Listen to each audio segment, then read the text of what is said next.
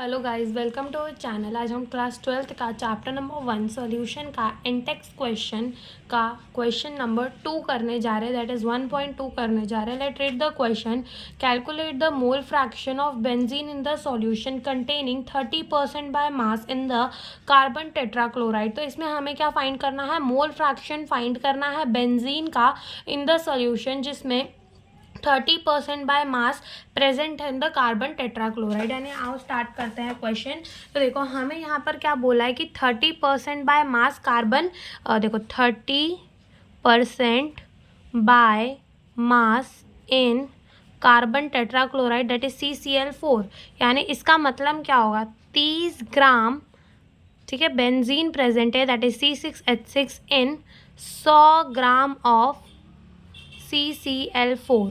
ये हमारे इसका मतलब हो गया। अगर हम बात करें mass of benzene that is C6H6 की, वो कितना है? 30। और अगर हम बात करें मास ऑफ कार्बन टेट्राक्लोराइड तो वो कितना हो जाएगा? देखो 100 ग्राम, ठीक है, 100 ग्राम CCl4 पे 30 ग्राम बेंजीन प्रेजेंट है। तो अगर हम बाकी उसमें क्या प्रेजेंट होगा? बाकी तो उसमें कार्बन टेट्राक्लोराइड ही प्रेजेंट होगा। तो 100 माइनस 30 करेंगे, इसका मतलब 70 ग्राम ऑफ CCl4 अपना प्रेजेंट है। डन। अब क्या करते हैं, हम दोनों के मोल्स निकाल लेते हैं। तो बेंजीन वाले को अपन 1 मानेंगे और कार्बन टेट्राक्लोराइड वाले को अपन 2 मानते हैं, ठीक है। तो पहले हम बेंजीन के मोल्स निकालते हैं। गिवन वेट अपॉन में बेंजीन का जो मोलार मास हो जाएगा, देखो कार्बन का 12 इंटू 6 प्लस 6, तो हमारा जो बेंजीन का मोलार मास आ जाएगा वो होता है 78। डन। और इन दोनों को अगर हम डिवाइड करेंगे तो हमारा आ जाएगा 0.38 मोल। ना अब मोल्स ऑफ कार्बन टेट्राक्लोराइड निकाल लेते तो गिवन वेट 70 अपॉन में अगर हम इसका मास देखें तो कार्बन का 12 होता है और क्लोरीन का कितना होता है? क्लोरीन का हमारा होता है 34। इंटू 4 करेंगे तो मतलब दोनों को प्लस करेंगे तो जो हमारा मोलार मास है किसका? कार्बन टेट्राक्लोराइड का, वो कितना आने वाला है? वो हमारा आएगा 148। डन। और अगर हम इन दोनों को डिवाइड करेंगे तो हमारा आंसर आ जाएगा 0.47। यानी मोल्स ऑफ बेंजीन भी मिल गए और मोल्स ऑफ कार्बन टेट्राक्लोराइड।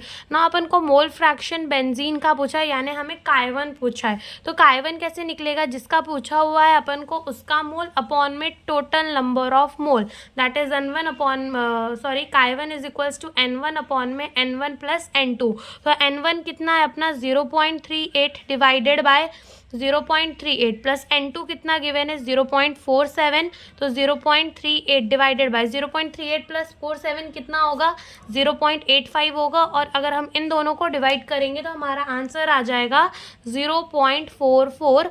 तो this is the mole fraction of benzene और ये हमसे क्वेश्चन में पूछा था और हमारा आंसर आ गया। And thank you for watching the video.